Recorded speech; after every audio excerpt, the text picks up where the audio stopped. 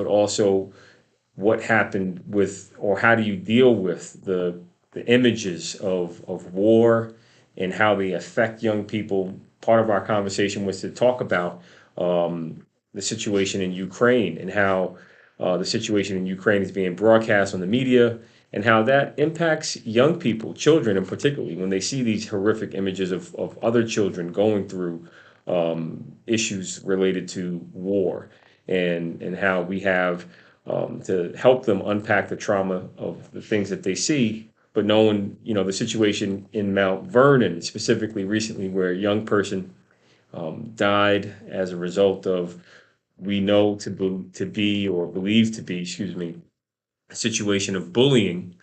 We definitely have a tragic situation on our hands where um, another young aspiring dreamer, her life was taken away from by another young person, and it appears that they have a suspect in custody who is a minor, and it's just a tragic situation for families on both sides that have been that are involved with this just crazy situation. After a day that should have been a day of celebration, it has become a real day of mourning. But again, the phone number to call in if you want to join the discussion about what happened here with youth violence, what happened, what can parents and people do to unpack trauma, images of war, how it affects children in particular, the images they see also on social media. We have an expert guest that's going to be on, Dr. Kathryn Smerling, and the phone number for you to call in. I would recommend you call in the second segment of the show so we can hear our guest lay the foundation for what you can do as we answer the question of what happened here. Dr. Smerling, thank you for joining us on 1460 AM radio and being a part of this conversation about what we can do to deal with the different traumas from violence and war.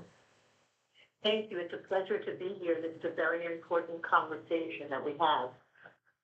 This is a difficult and challenging conversation for any parent to have, but we also have to remember the different ages and stages of developmental appropriateness for children to understand about war. And the first thing that we have to ask our children is, what do you know? What do you feel? What have you heard? And then we can answer their personal questions on a moment-by-moment basis to make them feel more secure and less vulnerable. For older children, it's a wonderful teaching moment, unfortunately, because it will be able to teach you about conflict, about war, and about what the history of Ukraine is. It is a wonderful teaching moment. For young children, I find it very, very important to talk to them about bullying, how a strong, provocative, aggressive person can hurt a smaller person for no reason. And it was like as if you were in a sandbox and someone came in, stand in your face, then started to punch you out for absolutely no reason. Mm-hmm. And that's one way to explain the bullying of Russia to Ukraine. But it really depends on the developmental stage and age of the child that you're talking to. So, in children, they definitely have different levels of awareness. And you're right Right. about the age, because that brings in a level of, be it vocabulary or, I don't want to call them mature, but let's say exposure to different levels of content. And knowing that, if you talk to a child that's coming out of Ukraine, the aftermath of the destruction, talking to them is in their level of awareness of um, what can happen in war is far greater than even some Right. adults here in our country that have never seen war firsthand, but seeing the images online and contrasting it against some of the video games that they're playing or some of the social media that they're seeing. Young people, particularly in inner cities, urban areas like Mount Vernon, see some parallels, be it abandoned homes, be it drug use, be it domestic violence. How do you help young people unpack the issues of home right here, the war at home, the war for love at home, where they're being mistreated.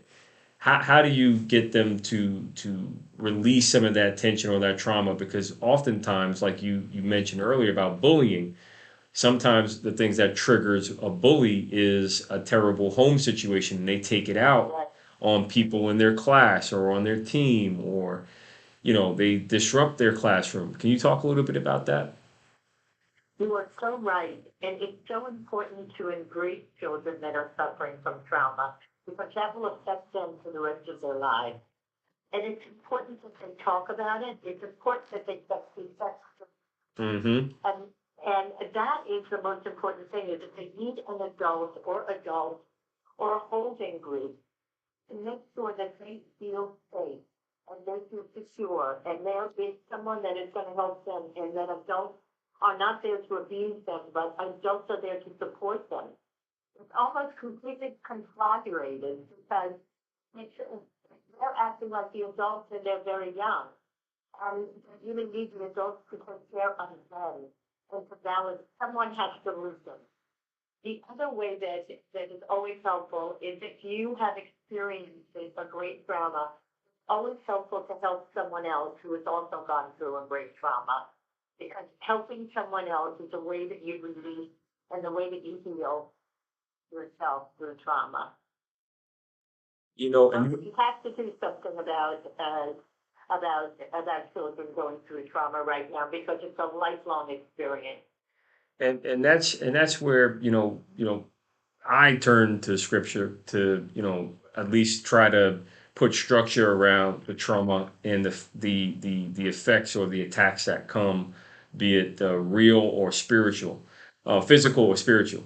But for the young person, recently in Mount Vernon, there was a 16-year-old girl that lost her life due to what many believe and what has been reported as bullying. She lost her life to a person that has been, according to the family, her bully for many years. And, the deceased leaves behind a little sister that loved her older sister so much. And this little sister is now forced to acknowledge that there's a violent world that she's going to grow up in without her older sister. And this is a traumatic situation that has not just affected this one little girl, but her classmates and her friends that are all in the same age range of, let's just say under 10.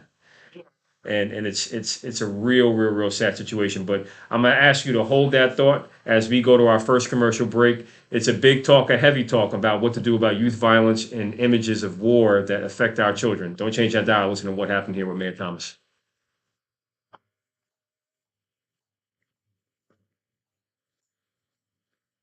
Hey y'all, thank you for watching. Thank you for joining online. I know it's a hard talk, it's a heavy talk. But definitely recommend and invite people to come share this feed. Have people come into the room, join the conversation. Let me know what you think. Call in or tap in, ask a question online. Be more than happy to respond with expert response from the expert, Dr. Smerling. But all I can say is, wow, it's a heavy moment for all of us. And listening to the news of what's going on, there's a lot of information overload from the shooting in the subway yesterday.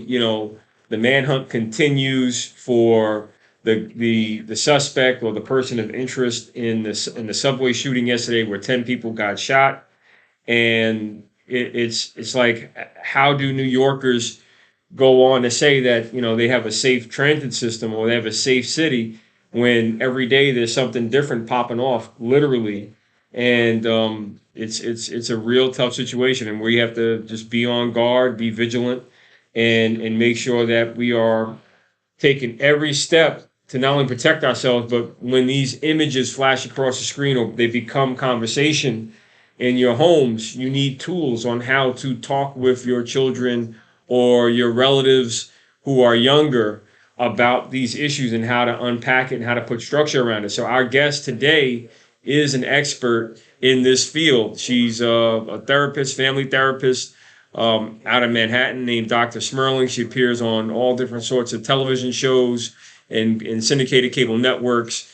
And she's going to talk with us about the teachable moments and the things we can do to, make sure that we have the tools available to us as adults to interact with and explain the situation with our young ones. And she mentioned right up front, if they're on the younger side, young children, you want to ask them three questions: what did you hear?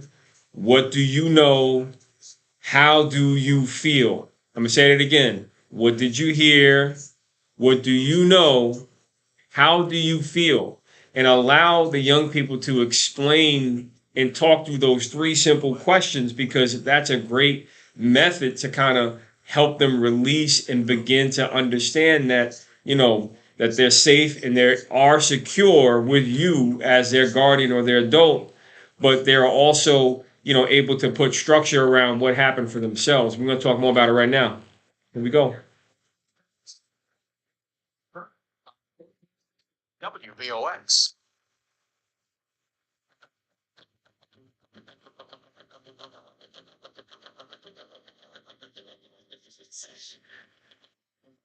Welcome back, welcome back, welcome back. My name is Rich Thomas, the former mayor of Mount Vernon. You're listening to WVOX, a global media station, a Whitney global media station.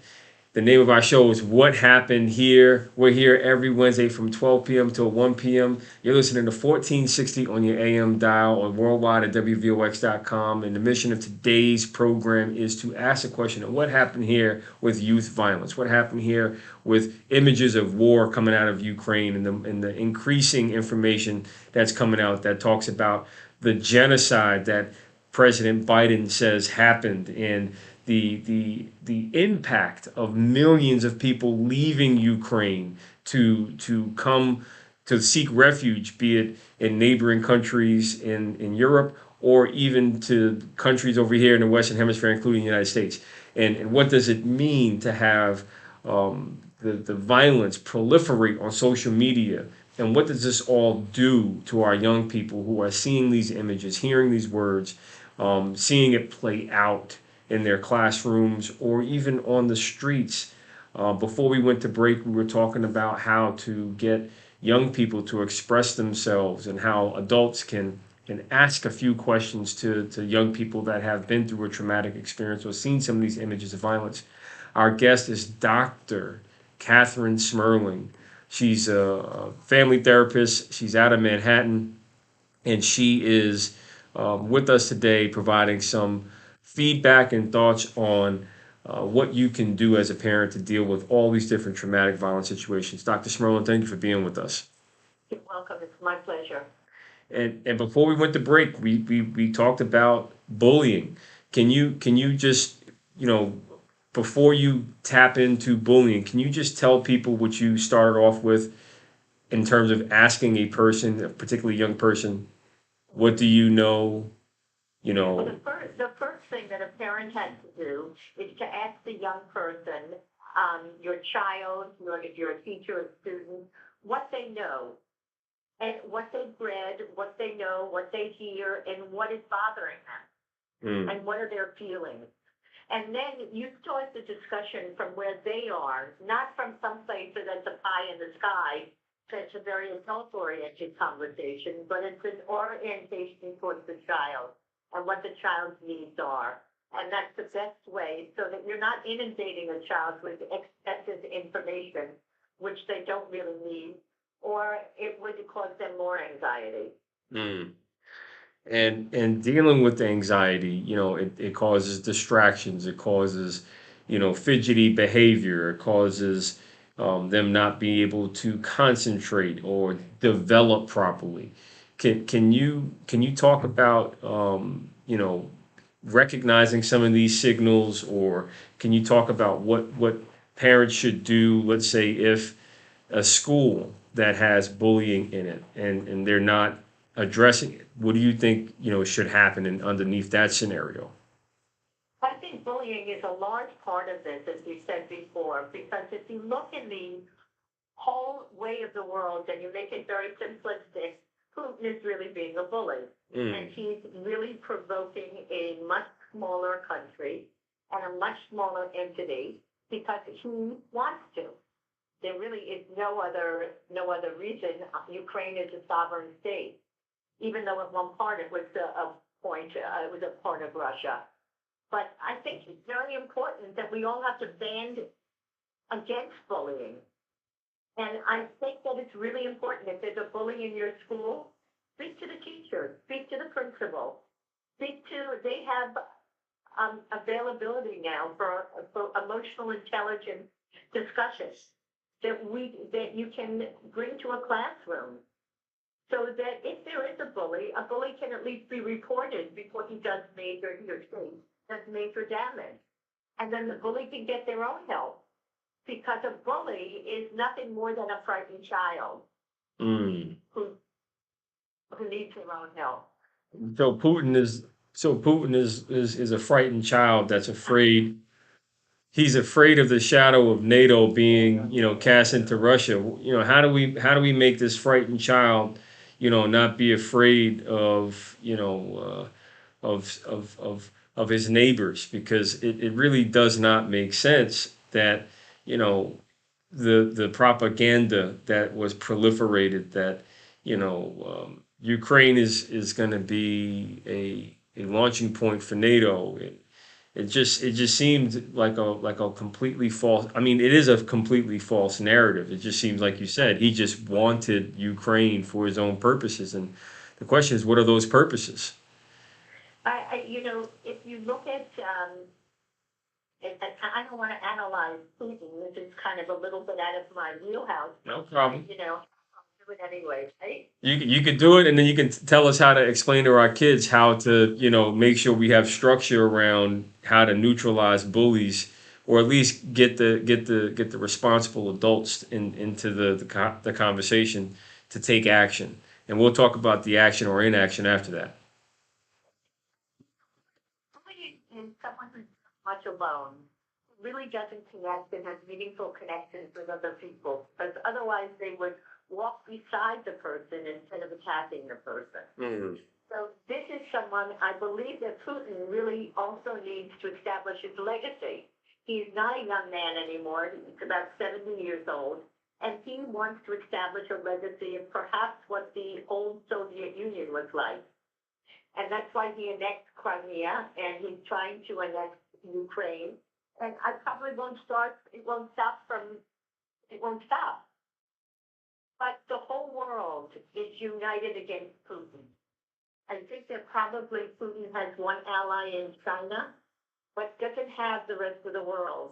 And we are trying to be a united family against Putin. He's ruthless, so unfortunately, someone who's ruthless is unpredictable. Well, I can what I know young people are struggling with is, how come not more is being done? But we'll pick up on what the adults in the network should do when we come back to what happened here on WVOX. Don't change that dial.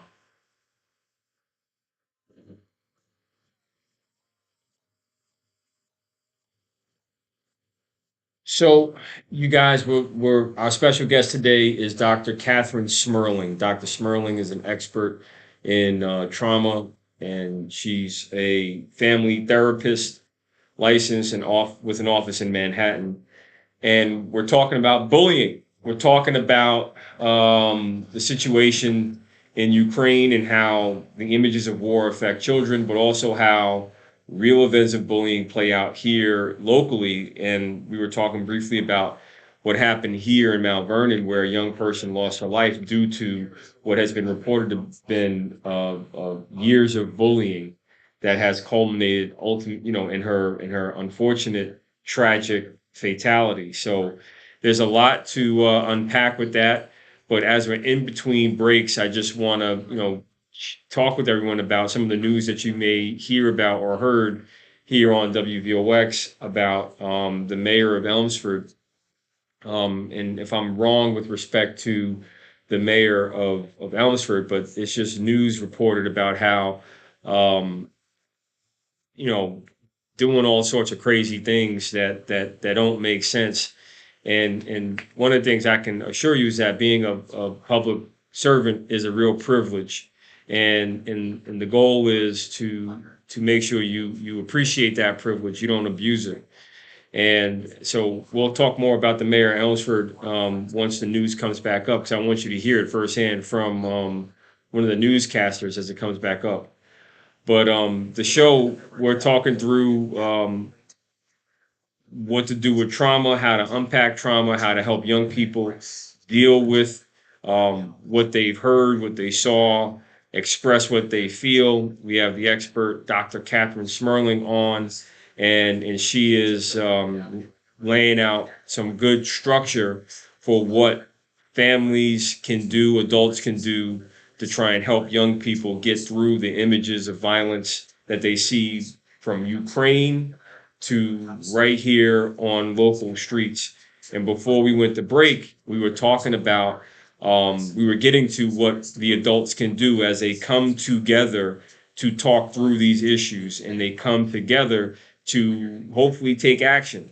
And that's one of the things that I'm very intrigued with, because let's just talk about Ukraine very briefly. You're going to hear me talk about this when we come back from break. It's, you got NATO and you got the United States, and everybody's talking and pounding the table saying, if you do this or if you cross that line, you're going to be in trouble here and that's going to happen to you.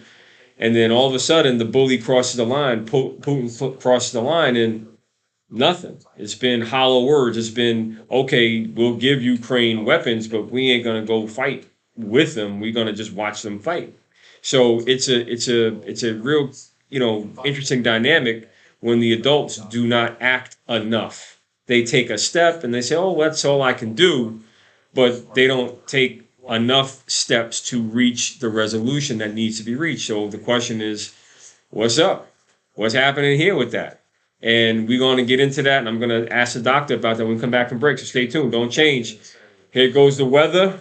I'm going to let you know the weather. It's sunny. Hello, everybody. Thank you for joining. Share. Invite people into the room. Patchy fog for the overnight, lows falling back to the upper 50s on Thursday. I'm going to turn it down in a moment, because what Instagram does, Instagram kills your feed if you have music playing. It's the most ridiculous feature that Instagram has. So I hope that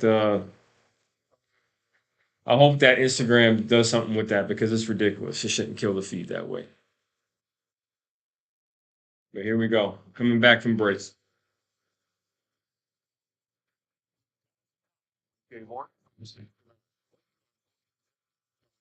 Lex. And now back to What Happened Here with Rich Thomas, the former mayor of Mount Vernon, on 1460 WVOX.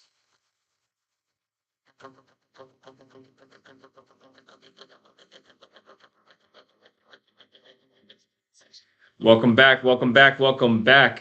You're listening to WVOX, a Whitney Global Media station. My name is Rich Thomas, the former mayor of Mount Vernon. The name of our show is What Happened Here, and we are here every Wednesday from 12 p.m. to 1 p.m., where we ask the question, what happened here? With today's topic is about violence. It's about bullying. It's about Ukraine and the war in Russia and how it impacts children in America, the images that they're seeing, the violence that they're seeing, not just from the war, but also on social media, where there's a war going on for hearts and minds of our children. And we're asking the question, what can we do as adults to help our kids, unpack the trauma that they're seeing from the images of war coming out of Ukraine, from the social media or the actual fights that they see here on the streets in their schools or in the streets in their communities. We want to make sure that our kids feel safe and secure, not only in expressing themselves, but also safe and secure from the situation that they're faced with. And the call-in number is, if you want to call in and join the conversation and pose a question to Dr. Smerling, our expert guest. She's a family therapist in Manhattan who uses connection, communication, and community to bring people to a better life. And she advises her clients to come to her before problems get worse, so she can give them the tools and equip them so that they can handle them when they do come up. And before we went to break, we were talking about, what actions adults and networks of adults can do to kind of neutralize the bully or stop the bully. And Dr. Smerling, before we pick up that question that we put down. We have a caller on the line. Caller, thank you for joining the What Happened Here. Okay, our caller. All right. Well, I guess the caller. Oh, it's Vince. Hey, hey, welcome to the show, Vince.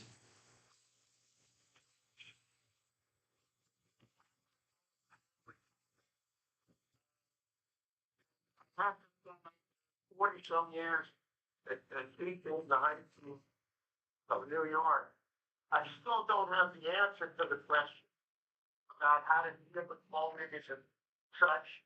But I I must confess that bullies are more than just right kids.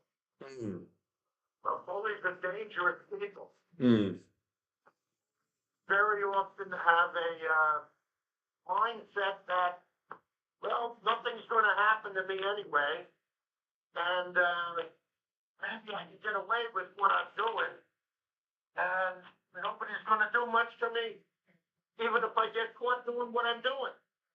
So I'm just wondering if your guest can talk to what she sees as the impact that we've seen over the last several years in some of our schools of this thing called restorative justice and so on.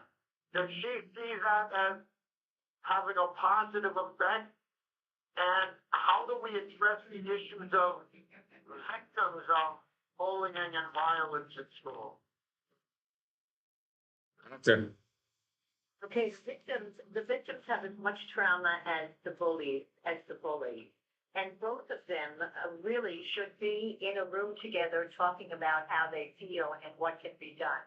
I believe any programs that we have in our high schools, which make people talk to each other and make people understand their own humanity, will be a way to discourage bullying. Of course, there are bullies that are sociopaths and bullies that need deeper kind of help.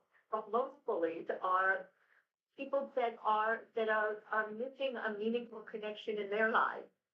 And if you give someone a meaningful connection in their life and someone else to care about, very often the bully becomes the advocate. But there are a lot of other programs that we can try, and I'm all for restorative justice. I'm all for anything that makes people talk to each other and work out conflict. Because all trauma is going to travel with these people, these young people, for the rest of their lives, and they will take it out on their families, and then it will be a case of repeat or repairs. They'll bully their own children until the cycle is stopped. Now, I just want to add a very quick thought, and then Vince, if you have a follow up, just don't lose that follow up question. From experience, one of the things that I sought to do was that action part, right? What can be done? What's the next logical step after you talk it through? What can happen? And that's where I viewed the school resource officer, the police officer that's trained and equipped in this field to de-escalate situations, but also, use compassion and judgment in conveying the consequences if the bullying does not stop. And that's where it transitions from the school to the street. And that bridge is the school resource officer. And that's how, when I was mayor, I made it a point to ensure that the school resource officer was involved in conflict resolution because, look, they did their best to support the guidance counselor, the educators, the parents. But the kids also need to know that, hey, there's a real consequence if you continue to cross this line, and you will have serious repercussions going forward. And while we did not stop all bullying, we were able to at least be aware of it. We were able to plan around it. We were able to direct resources to address it. And it gave us that additional insight to take action to stop it before it got worse. And that's something that was removed from Mount Vernon by the current mayor of the city, Sean Howard. And she's on record repeatedly saying that she's not going to do it because she don't want to pay for it. And to me, that's terrible because It shouldn't be about money. You can't put a price on life, in my opinion. And the safety of our children, the safety of our school district is very important that the city complement it, because no matter how you slice it, if it's happening in the schools, it's happening in the streets. And there has to be a compatible relationship. And I hope that after this tragedy, the mayor wakes up and puts the school resource officer program back into the schools without worrying about the cost, because a loss of life is priceless. I can't emphasize from a psychological point of view, how wonderful your action program is or was, and I hope that they do reinstate it, because we do need more than talking. Talking is the foundation, of course, to building meaningful relationships. But then there has to be a spread out into real life, into the community, and into the school, the community, and it does take a village to be able to grow healthy children. Yep. And into healthy adults. And we do need that transference of responsibility from schools to the outside world so that we can make these programs work. So, I applaud you. Thank you. And look, I grew up in a city very similar to what unfortunately I'm seeing right now, where kids are killing each other. And I've dwelled on this a long time to say, this is probably the missing link.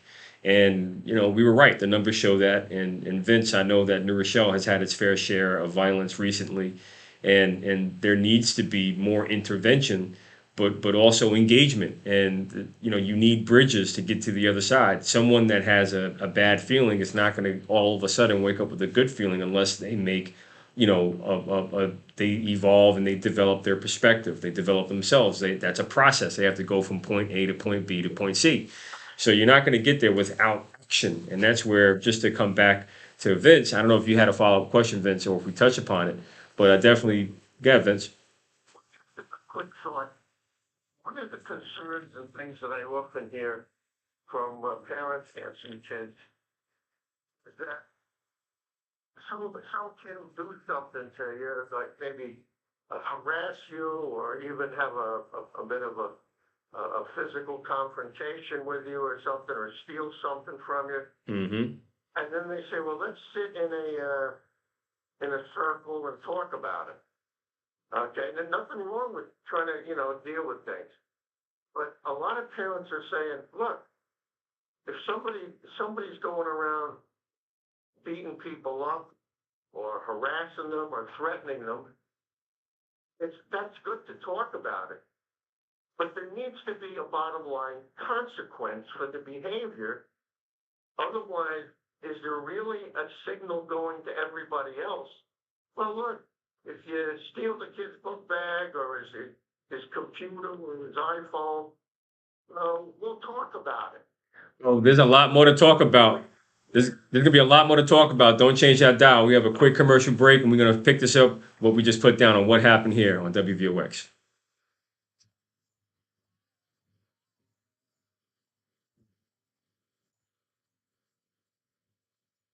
Important topic, important talk. We got a lot we're unpacking. It's an important issue, and for the kids of Mount Vernon, this show is dedicated to you. I know it's not easy, and I'm pretty sure it's not something that you expect to want to have to talk through or even deal with. But this is something that unfortunately happened in our community. A young lady lost her life due to what has been reported to be bullying. And I'm hoping that our conversation today can help parents and friends and relatives to, get some perspective or some tools of what they can do to help their young ones understand what's going on, and what they're feeling is not normal. The pain that they're feeling from hearing that a friend, especially a young girl at 16, is no longer with us because bullying went unchecked in the schools and erupted in the streets. So I can tell you that what our expert guest is Dr. Kathryn Smerling. She's a therapist and expert who, encourages her clients to talk through it right away with her before the problems get worse, so she can equip them with the tools to handle the problems, put structure around them, so they're manageable as much as possible. But one of the most poignant points that I come back to that she said was, when you have a young person, let's just say under 10, or let's just say 12 and under, you want to ask them a series of questions about, what do you know? What did you hear? How do you feel? Those are some very important questions that allow the young person to kind of let it out, put it on the table, and it empowers the adult to convey to the young person that they are safe, they are secure, and they can express themselves in a manner where they will be understood and heard, and hopefully begin the process of building up their confidence, building up their awareness, building up their character, to know that what happened was wrong, and actions will be taken to correct the wrong, to right the wrong. And that's where, the images coming out of Ukraine have an impact. The images coming out of the New York City subway, have an impact. The images coming out of social media showing bullying in the schools, in the classrooms, on the football fields or the basketball courts. These are all issues that should not happen, but our kids need to know, what they can do to um, address and deal with acts of violence, images of violence, or violence that's happening against them or their friends. So, important topic with Dr. Smerling. I hope you're finding it useful. Definitely share this with your friends and your family. Let them know what's going on, and more than happy to add your voice to it. Weigh in, ask your question, throw it online, or call in. This is our last segment of the show, so it's going to be a rather quick one. But we look forward to hearing from you and your friends and your family about this important topic or other topics as we go on to other shows. And in looking ahead, next week, our guest will be Charlie Knapp. We're going to talk about New York politics. We're going to talk about the situation facing the Governor Hochul, now that Lieutenant Governor Brian Benjamin has resigned. He was charged in a federal case of corruption. We're going to talk about that, but we're also going to talk about the case against Trump in the Manhattan District Attorney. So next week's show is going to be live, live, live. Don't change that dial.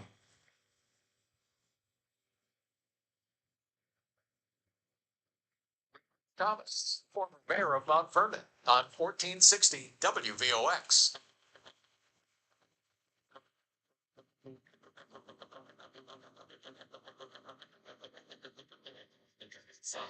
Welcome back, welcome back, welcome back.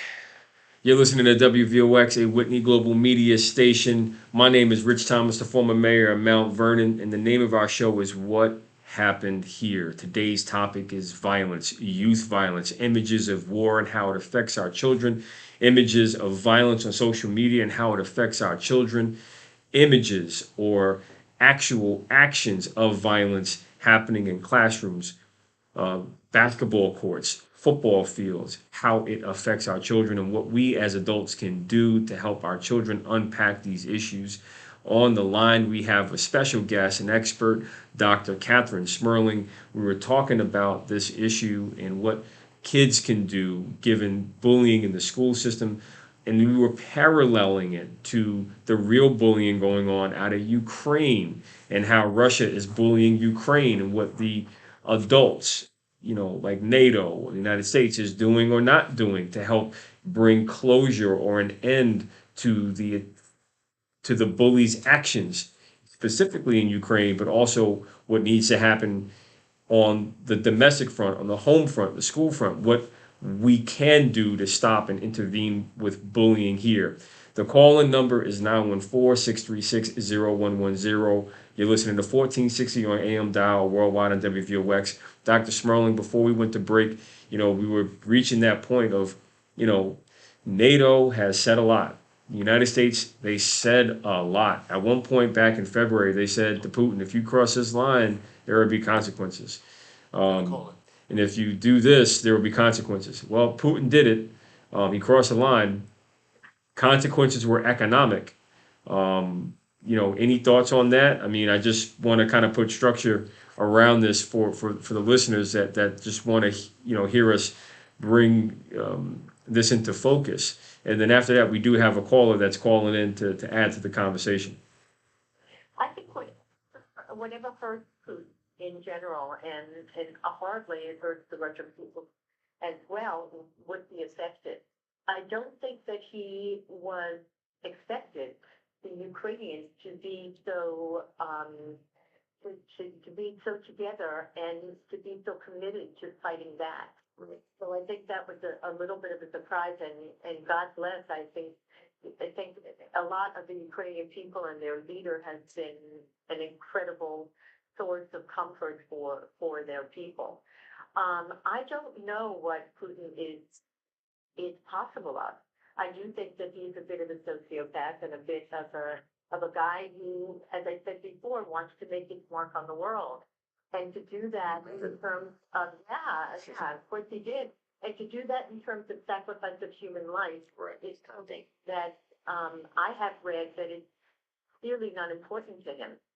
So if we want to fight war with war and use might in weapons against Russia and get involved in a world war, that's something which is a very dangerous proposition for all of us. Right. So I think the economic sanctions are certainly a way to start. And unfortunately, Ukraine feeds a lot of Africa, and a lot of Africa is losing food because the Ukrainian farm fields have been burned.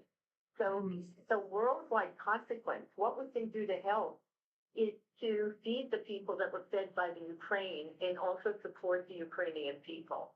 So it gives us at least the power to do something, and the power that we feel as though we are at least helping and fighting off a man who really has no purpose other than to get more for himself. Well, you heard the doctor lay out exactly, what we need to do. We got to feed the people, especially people that are suffering, especially our brothers and sisters in Africa. More information will be shared about that after the show. But on the line, we have a caller. Caller, you're on. What happened here? Chris, thanks for calling in.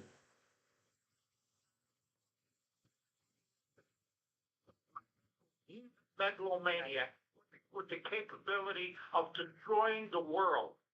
Okay, if we wind up in a nuclear holocaust, okay, it's very possible that the world could be destroyed. It could be knocked off its axis.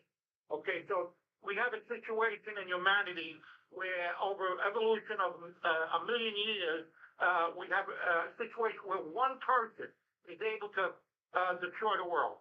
Okay, and that's the capability. That's the situation that we're dealing with. So, as far as Ukraine, I would surround Ukraine with all of the troops from all of those, primarily from those former Soviet countries. Mhm. The troops should be on the front line of defense, backed up by NATO troops and backed up by our troops. Okay, because there has to be a priority of defense, and we have to box Putin in. And if he decides to use chemical weapons, then we should use a no-fly zone. Okay, that would be a motivation to do that, because chemical weapons can spread across borders. So that would be a bit. So that's my. I can. No. What I'll do is I'm gonna talk to, in the previous shows I've had one of the former the chief of logistics for the Joint Chiefs of Staff joined, Right. and Colonel Francois. He was on right as the war was beginning, and I'm gonna reach out to him to see if I can have him come back and talk about, what has happened since and what the options are, and what some perspective is on this. So I'll come back. I'll take that for action, Chris, for our upcoming show. Maybe. Yep. Go for it. Armageddon. I want to get off the road. I want to get off the road to perdition and get on the road to redemption. Let's reconcile. Let's get Putin. Let's get Putin a hug and tell him to stop it. Get him a hug, a big glass of vodka, and just tell him to chill out. Take your hand off. Yeah, I know, right? Take your hand off the button, buddy. It's time. It's time to go home. Say sorry to the people of Ukraine, and let's help them rebuild and make life great again for everybody. Look, I can't even, it's an atrocity, and for him, for one person to be able to do that to so many thousands of people, there is no sanity to it. There's no political basis to it, there's no moral basis to it, there's no social basis to it. Right. So and we have to understand what we're dealing with. And that's what we're dealing with. Well, doctor, you heard Chris. He weighed in, and as we get ready to wrap up the show, I just want to do if you can give a quick response, and then I want to do a quick recap with you about what parents should be doing to deal with the trauma of violence.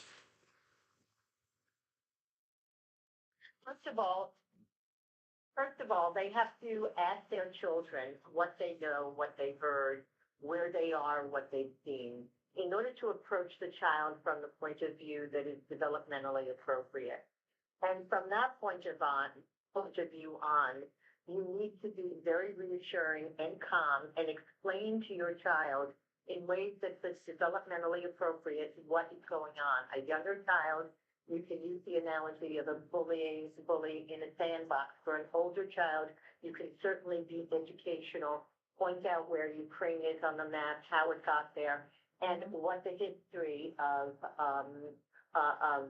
Russia has been as far as going back to the Soviet Union. Right. And you can explain it in very, very small little bites. I think it's also important to tell your child that they don't have to feel helpless, that they can do something to help. They can do something to help those countries in which Ukraine has been sending to and has been supporting, and do something to help the children of the Ukraine who have been displaced. The other thing is, so that gives children and families a sense that they are actually helping and lessens the anxiety. You can continue to check in, because having one discussion with your child doesn't mean anything, but check in, like, how are you doing today? How do you feel today? Have you learned anything more? And share limited news.